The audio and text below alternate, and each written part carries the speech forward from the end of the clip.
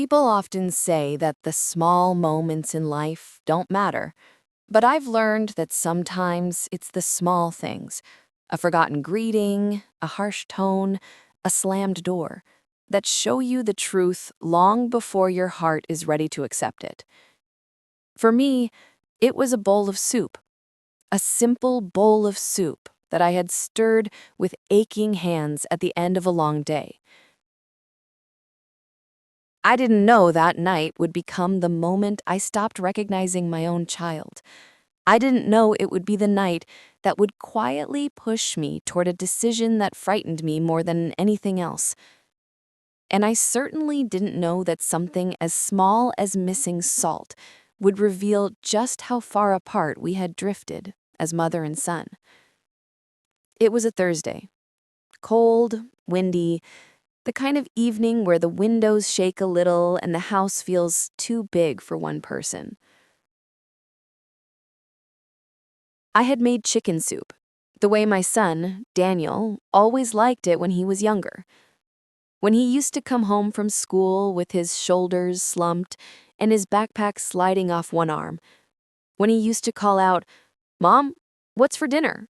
and run straight into the kitchen to peek into the pot.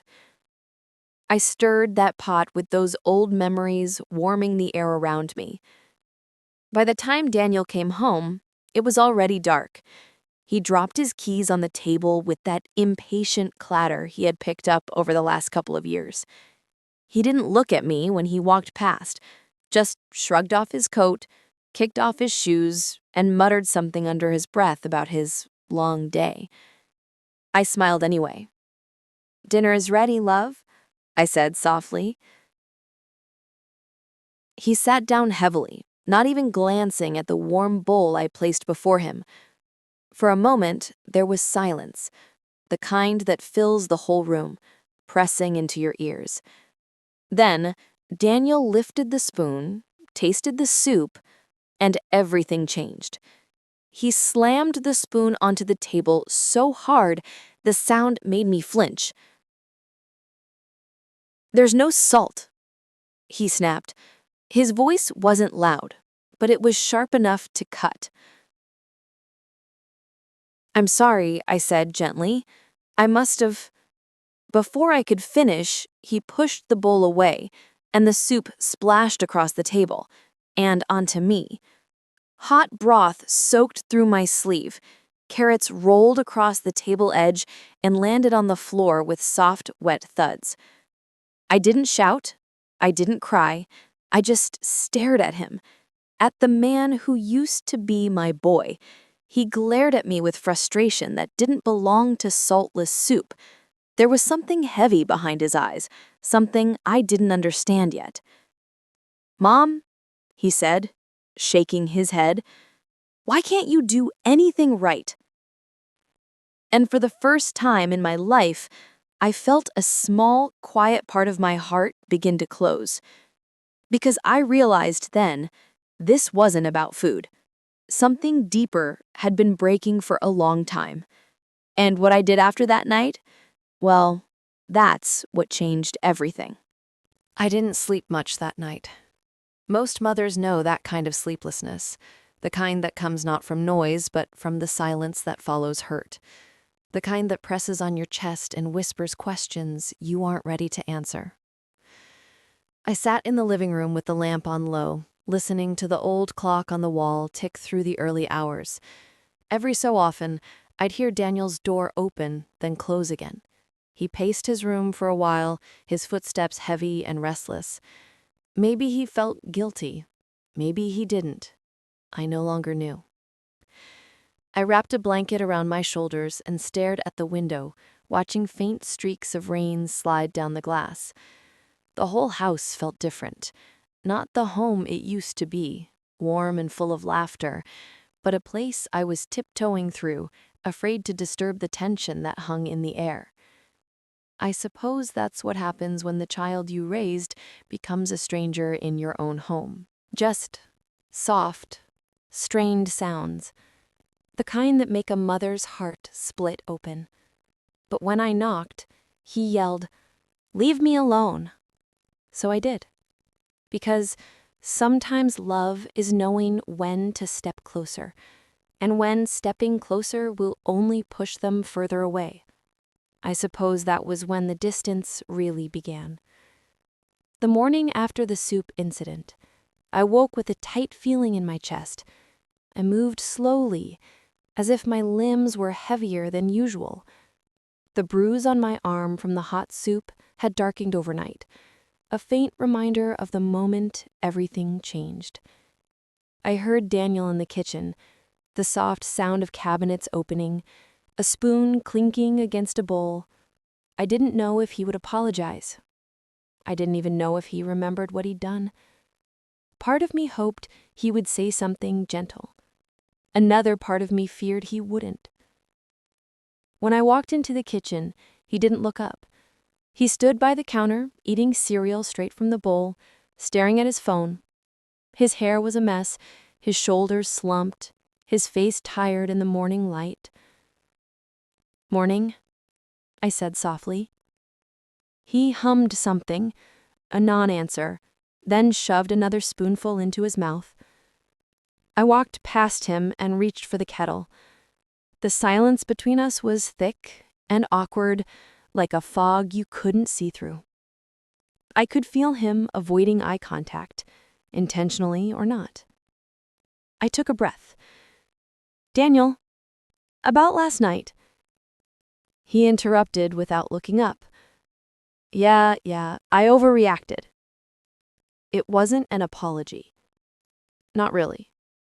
"Daniel," I said gently, "you threw dinner at me." He finally looked at me then. His eyes were tired, frustrated, but behind them I saw something else. Shame. A flicker of it, as small as a candle flame. "I said I overreacted," he muttered. I nodded, though the words felt thin. I didn't want an argument. Not anymore. Arguments only widened the distance. We both stood there in the strained quiet for a long moment. I watched him gather his things, shove his phone in his pocket, and slip on his coat. "I'm heading out," he said. "Will you be back for dinner?" I asked. "Don't know." And just like that, he walked out. The door closed with a soft thud that echoed louder than it should have. I stood alone in the kitchen, holding the kettle, feeling a tear slide down my cheek before I could stop it. The house had never felt so lonely. Not even when my husband died. Because this kind of loneliness comes from someone still alive. Someone still in the next room. Someone who should have been your comfort, not your pain. The rest of the day passed slowly.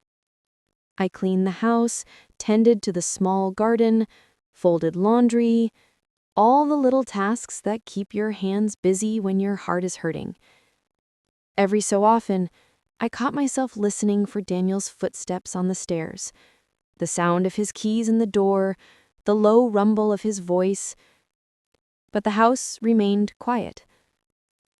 By late afternoon, the ache in my chest had grown into something heavy, a fear. A thought I didn't want to think. Was I losing my son entirely? I sat down at the kitchen table, the same table that had seen our laughter, our tears, and now, our silence.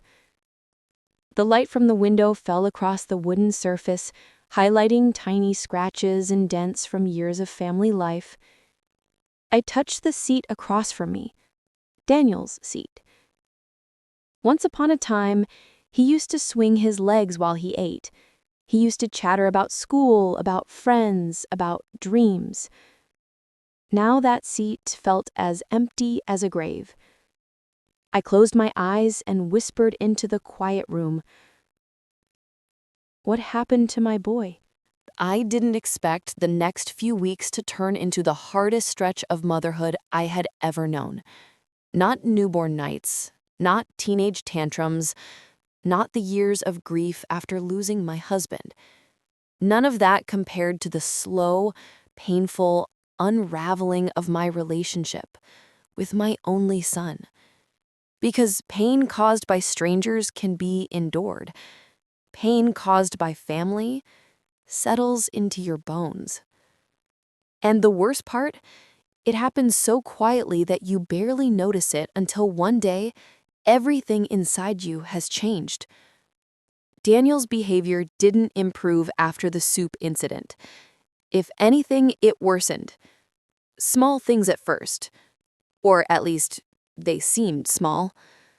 A heavy sigh when I asked a question, a raised eyebrow when I offered help, a muttered insult under his breath whenever he couldn't find something. He began spending more and more time outside the house, sometimes disappearing for hours, sometimes overnight. When he did come home, he looked exhausted, irritated, and distant. He barely spoke to me unless he needed something: food, money, a favor. And each time he asked, he did it with this cold expectation, as if my role was to serve, not support. I kept telling myself it was stress, a phase, something that would pass, the way the terrible twos had passed, the way the teenage years had passed. But something in his eyes told me this wasn't a phase. It was a breaking, a shift, a slow corrosion of the gentle heart he once had. One night, around 11, I heard him come in. The door shut louder than usual.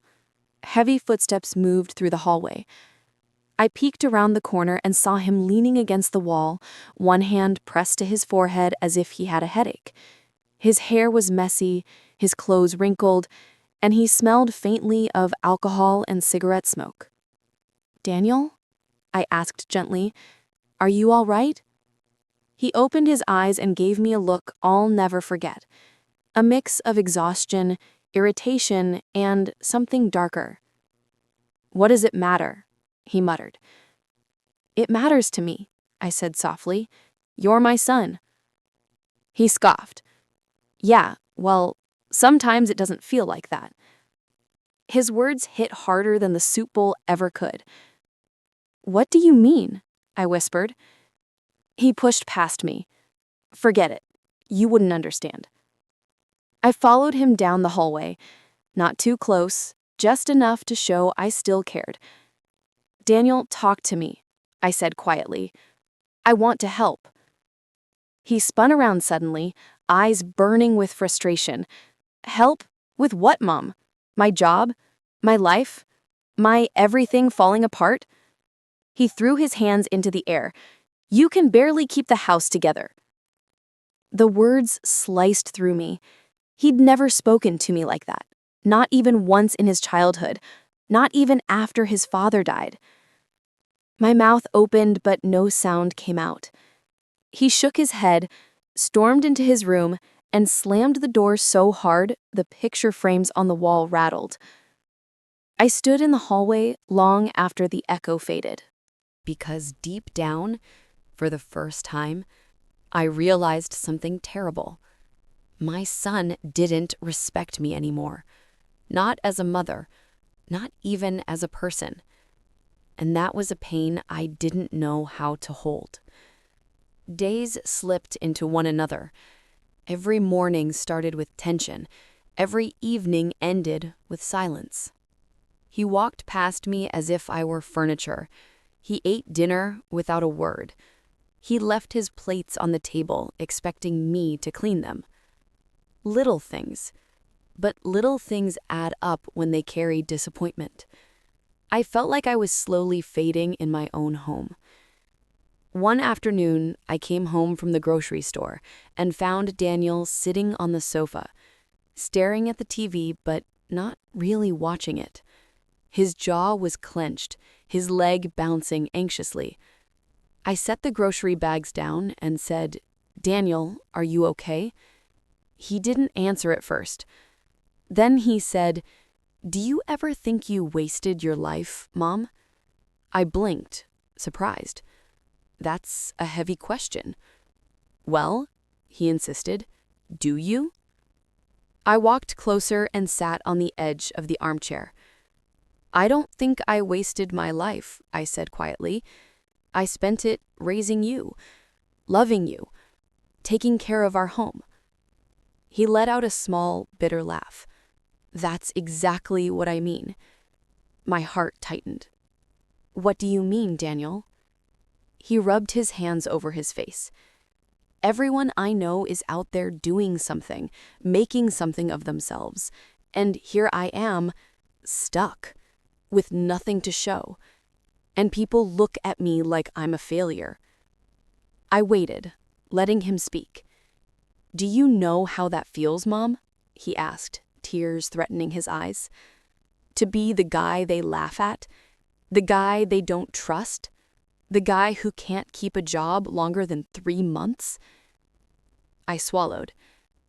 Daniel, you're not a failure. You just haven't found your path yet. My path? He snapped. Mom, I'm 24.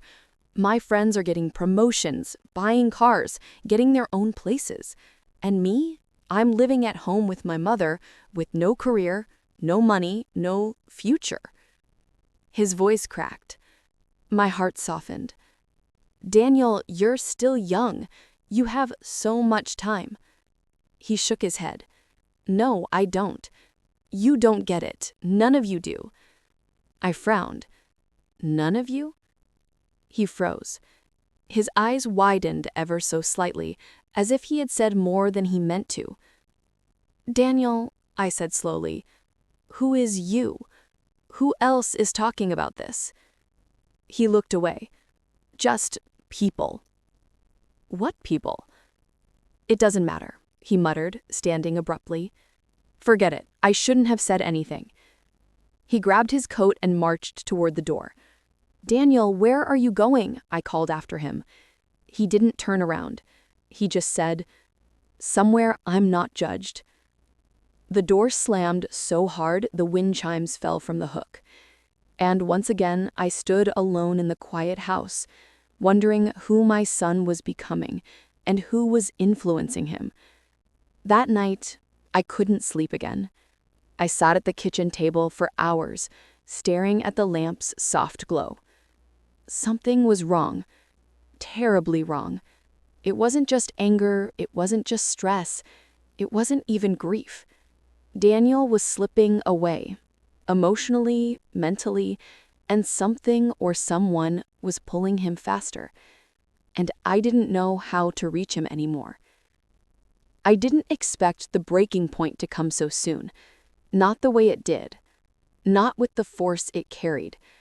But pain has a way of arriving uninvited on nights when you least expect it, and in ways that make you remember every moment for the rest of your life. The breaking point came on a Tuesday evening. I remember the day clearly because everything about it felt ordinary at first, almost painfully normal, the kind of day where you don't expect your life to shift beneath your feet. The kind of day where the sun comes through the blinds in thin golden stripes and the radio hums softly in the background, and you think, maybe things will be better today. I spent most of the afternoon cooking, not because I had the energy, but because cooking was the one thing that still grounded me. The gentle rhythm of chopping, the warmth of the stove, the quiet hope that maybe, just maybe, a warm meal would soften my son's spirit. I made his favorite, homemade lasagna, thick, cheesy, layered with patience. By the time it was done, the house smelled like what a home should smell like: comfort, care, love. I set the table and waited. The clock ticked softly.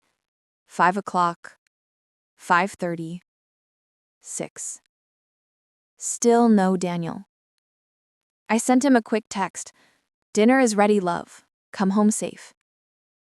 No reply. By 7, I began to worry.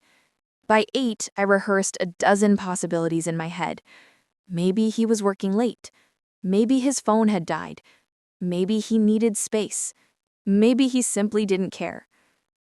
By 9, I covered the lasagna with foil and put it in the oven to stay warm, telling myself he'd walk through the door at any moment. But when he finally did return, close to 10, it wasn't the hour that frightened me. It was the look in his eyes. Dark, unfocused, almost hollow. He stumbled slightly as he entered the kitchen, mumbling something under his breath. "Daniel?" I said softly, rising from my chair. "Are you all right?" He didn't answer. He dropped his keys on the floor, let his jacket slide off his shoulders, and walked toward the table. He lifted the foil from the lasagna, sniffed it, and then looked back at me. "You made dinner?" "I did," I said gently. "Your favorite." He paused for a long moment, then he whispered something I couldn't hear. "What was that?" I asked. He lifted his head slowly, and the expression on his face made my heart stop. "This isn't what I wanted," he said. His voice was cold, empty, not the voice of my son. "Daniel," I whispered, "please, talk to me." He slammed the oven door shut so hard it rattled the pans inside. "You never listen," he exploded. "Never! You act like you're helping, but you're just getting in the way." I stepped back, startled. "Daniel, what brought this on?" He stepped toward me and I could smell liquor on his breath this time. Sharp, heavy. "Do you think I want to come home to this?" he yelled, gesturing wildly. "Do you think I want to sit and pretend everything's okay? Do you think I want to live like this forever?" "Daniel, please." "No," he shouted. "Just stop." He grabbed the lasagna dish with both hands and hurled it across the kitchen. It shattered against the far wall. Pasta, sauce, cheese. All of it splattered across the floor, dripping down the cabinets, landing at my feet like the breakup of something far bigger. I froze. My breath caught. I didn't recognize the man standing in front of me. He wasn't just angry. He was lost, drowning in something deeper than frustration, something brittle, something dangerous. "Daniel," I whispered, "you're hurting. I can see that. But I can't fix something you won't talk to me about." He looked away. His jaw clenched. His fists tightened. "I don't want to talk," he said. "I want you to stop acting like my mom." The words echoed in my mind like a slow, deep echo. Stop acting like my mom. Stop acting like my mom. Stop acting like my mom. I stood there as he walked past me, brushed my shoulder roughly, and disappeared into his room, slamming the door so hard a picture fell from the wall. It landed with a loud crack. The frame broke. Inside it was a photograph of Daniel at age 7, missing a tooth, holding a sunflower he had picked from the garden, smiling at me like he was my entire world. I picked up the picture with shaking hands. My vision blurred. Because I knew then I couldn't save him the way I used to. And worse, I wasn't sure I could save myself anymore if I stayed. That night, I hardly slept. I sat at the kitchen table long after Daniel had shut himself in his room. The house felt strange, like it was holding its breath. The air was heavy with the smell of burnt cheese and frustration, and every once in a while I could hear him pacing behind his door. I kept replaying his words in my mind. "Stop acting like my mom. You never let me breathe. You make me feel like nothing." Each sentence felt like someone gently pressing on a bruise until it hurt. By morning, the kitchen looked like the aftermath of a storm. The lasagna stains on the wall, the broken frame, the untouched plate I had set for myself. I cleaned quietly. It wasn't about the mess. It was about calming my hands, my heart, my thoughts. Around 9, Daniel finally emerged. He walked in without looking at me. His hair was messy, his eyes dull, his skin pale. He opened the fridge, grabbed a bottle of water, and drank half of it in one breath. "Good morning," I said softly. He didn't answer. He sat at the table, rubbing his temples, breathing heavily as if he were carrying a weight I couldn't see. After a long silence, he sighed. "I'm sorry," he muttered. It wasn't an apology. Not really. It was just a word, spoken without heart. But I still nodded gently. "Thank you for saying that." He kept staring at the table. "Daniel," I whispered, "I think you're struggling with something. If you talk to me, there you go again, trying to fix me." My throat tightened. "I'm not trying to fix you. I just want to understand." He pushed back from the table abruptly, the chair scraping loudly. "I can't do this, not this morning." He stormed off toward the front door. "Where are you going?" I asked carefully. "Out." "For how long?" He shrugged. "Don't wait up." I stood there frozen as the door slammed behind him. And for the first time since he moved back in, I felt something new. Fear. Not for my safety, not then, but fear that I was watching my son disappear right in front of me, replaced by someone angry, unpredictable, and lost. That evening, he returned again late. I was folding laundry in the living room when I heard the door open. This time, he wasn't just unsteady, he was trembling. His clothes smelled of alcohol and cigarettes. His hands shook as he tried to take off his jacket, and when it slipped from his fingers, he swore loudly. "Daniel," I stood slowly.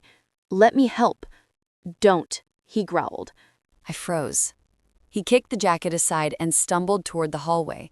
When I reached out instinctively to steady him, he spun around, eyes sharp and angry. "Don't touch me," he shouted. I withdrew my hand immediately. "I just don't want you to fall," I said quietly. "Well, maybe I want to fall," he yelled. "Maybe that's the point." His voice cracked, not in anger, in pain. He was breaking and he didn't know how to say it. "Daniel," I whispered, "you're scaring yourself as much as you're scaring me."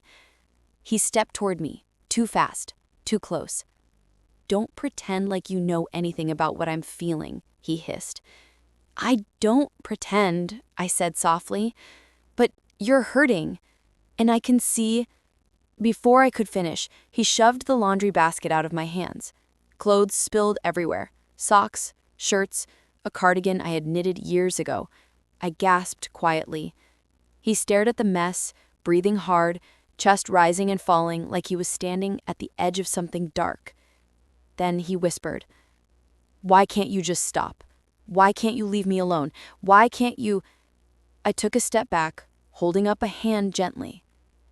"Daniel, sit down, sweetheart, please. Let's talk." His eyes flicked to my hand, raised, steady, peaceful. But he saw something else, something I didn't understand, something that sent a shiver down his spine. He backed away. No talking. Then he moved past me fast, clumsy, almost angry at gravity itself, and bumped my shoulders so hard I stumbled. I didn't fall, but the shock of it settled deep inside me. My own son, pushing me aside. Not on purpose, not deliberately, not with malice, but still. It happened. He slammed his bedroom door behind him. I stood in the hallway holding on to the wall, my breath shaky, my throat tight, and my heart breaking in a slow, quiet way. Not because he pushed me, but because I finally understood something I had been trying to avoid. He wasn't just angry. He wasn't just overwhelmed. He was drowning and he was pulling me down with him. The next morning felt different. I woke before the sun, as I often did these days, and sat at the edge of my bed listening to the stillness of the house. I could hear nothing from Daniel's room. No movement, no muttering, no restless pacing like the nights before. Just silence. And silence from someone who was drowning is one of the most frightening sounds in the world. I stood in the hallway for a long moment, staring at his closed door. My hand hovered over the wood, soft and hesitant. "Daniel," I whispered, "are you awake, love?" Nothing. I tried again, a little louder. "Sweetheart?" Still nothing. I didn't open the door. Not yet. I waited, listening, breathing, praying. After another moment, I heard a low groan. Relief washed through me, just enough to steady my breath again. But the relief didn't last long. Daniel didn't come home that night. I sat in the living room with only the lamp on, waiting longer than I should have. I watched the shadows move across the walls, listened to passing cars, and tried to steady the rhythm of my breathing. Every few minutes, I checked my phone. Nothing. No messages, no missed calls. Just silence. It wasn't the first time he'd stayed out, but this time felt different. This time felt final somehow, like a line had been crossed that neither of us could pretend about anymore. I folded my hands in my lap and whispered into the stillness, "Please keep him safe." It was all I knew to pray. Hours passed, my tea went cold. The house felt too big and too small at the same time. Eventually, exhaustion caught up with me. I fell asleep in the chair, still half sitting upright. When I woke in the early morning, my body stiff, the sun was barely breaking through the blinds. The quiet was heavy, and for the first time in years, I realized I wasn't afraid of silence. I was afraid of the noise that came with him. That morning, I made a decision, one that hurt more than anything I'd done as a mother. I picked up my phone and called someone I'd avoided calling for too long. "Good morning, this is social services?" A woman answered gently. "How can I help?" I had to steady my voice before speaking. "My name is Linda. I need to talk to someone about my son, about getting help for him. And for me." She asked me a few questions. Her voice was calm, professional, almost warm. But when she asked, "Has he ever harmed you?" my throat tightened. I wanted to say no. I wanted to protect him. I wanted to pretend everything was fine, just like I had for years. But the truth sat heavy in my chest. "Yes," I whispered. There was a short pause. Not judgment, not surprise, just understanding. She said, "We can help you. You're not alone." Those words broke me in the gentlest way. She connected me with a local support service. They told me about options, boundaries, safety. They didn't push, they didn't rush. They simply said, "You've done the right thing."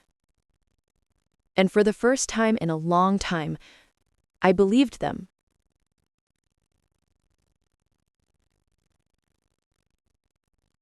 Around midday, Daniel came home. He looked exhausted, his eyes red, his hair messy. He didn't smell of alcohol. I was grateful for that. But something about him was unraveled. He dropped onto the sofa without a word. I stood in the doorway, watching him. My heart ached, not because of what he had done, but because I could see the little boy inside him, lost, overwhelmed, frightened of failing one more time. "Daniel," I said softly. He didn't look at me, just rubbed his forehead and muttered, "I don't want to talk." But I needed to. Not to scold him, not to punish him, not to shame him. To save both of us. "Sweetheart," I whispered gently, "we can't keep living like this." He flinched at that, as if the truth was too sharp to hear. "What's that supposed to mean?" "It means," I said, steadying myself, "I love you too much to let this destroy us." He scoffed quietly. "You think you're the one being destroyed?" I took a slow breath. I kept my voice warm, calm, almost motherly in the way I used to be. "We're both being destroyed. And we need help." He finally looked at me. His eyes were full of panic, the kind that comes when someone is afraid to admit they're drowning. "Help?" he repeated. "You called someone, didn't you?" I nodded. His jaw clenched, anger rising like a wave, but then, just for a moment, his expression collapsed, revealing exhaustion instead of fury. "Why would you do that?" he whispered. "Because," I said softly, "I can't fix this for you. And you can't fix this alone." He looked down at his hands, those hands that had once held my fingers as a toddler, those hands that had knocked the bowl to the floor, those hands that had shoved me in fear and frustration. His voice cracked. "I don't want to hurt you," he said. "I know. But I don't know how to stop." And there it was, the truth I had been waiting to hear. Not the apology, not the remorse, the reality that he was lost. I walked over and sat across from him, not too close, giving him space. "We're getting help," I said gently. "Together. But with boundaries. Real ones." He swallowed hard. "What does that mean?" "It means," I said quietly, "you can't live here for a while." He stared at me, stunned. "I've arranged a temporary stay with the support program. They'll help you sort through the debts, the stress, all of it. You'll have guidance, you'll have structure, you'll have people who know how to help you better than I can." He blinked, confused. "You're sending me away?" "No," I said softly. "I'm sending you toward help." His breath trembled. "And me?" I added gently. "I need peace. I need rest. And I need to know I'm safe." He lowered his head. For a long time, neither of us spoke. Then he whispered, "I'm sorry." Quiet. Broken. Barely audible. And that single whisper was all I needed to keep loving him, but also all I needed to finally let go. I helped him pack. Not in anger, not in punishment. In love. The kind of love that takes courage. The kind of love that says, "I'm still here, but not like this." When he left with the program worker later that afternoon, I watched from the doorway. He didn't look back. And strangely, I didn't expect him to, because healing doesn't happen in a single goodbye. It begins in the quiet afterward. When the car turned the corner, I closed the door gently. I didn't cry immediately. I simply stood there, letting the stillness of my house settle around me. It was the first peaceful breath I had taken in years. The first night after Daniel left was the quietest night I'd had in years. No footsteps pacing, no slamming cupboards, no restless muttering behind thin walls. Just stillness, the kind that felt both foreign and comforting. I made myself a cup of chamomile tea, sat at the kitchen table, and let the warmth settle into my hands. The house felt larger somehow, as if the walls had taken a deep breath with me. For the first time in a long time, I didn't feel afraid in my own home. I felt tired, yes, the bone-deep kind of tired that comes from years of carrying someone else's weight. But beneath that, there was a gentler feeling beginning to bloom. Relief. Quiet, steady relief. The next morning, I woke early and went for a walk. The sun was soft, still rising over the neighborhood. Sprinklers were humming, birds were fluttering in the trees, and a few neighbors waved from their porches. Nothing remarkable, nothing dramatic, just ordinary life, something I had almost forgotten I was allowed to experience. When I returned home, the silence didn't feel empty anymore. It felt like mine. I cleaned slowly, humming a little. I opened the windows and let in the fresh air. I lit a candle. I cooked myself breakfast without worrying if someone would storm into the kitchen and complain. Every small task felt like reclaiming a part of myself. By afternoon, I sat in my favorite chair by the window, the one Daniel always said was in his way.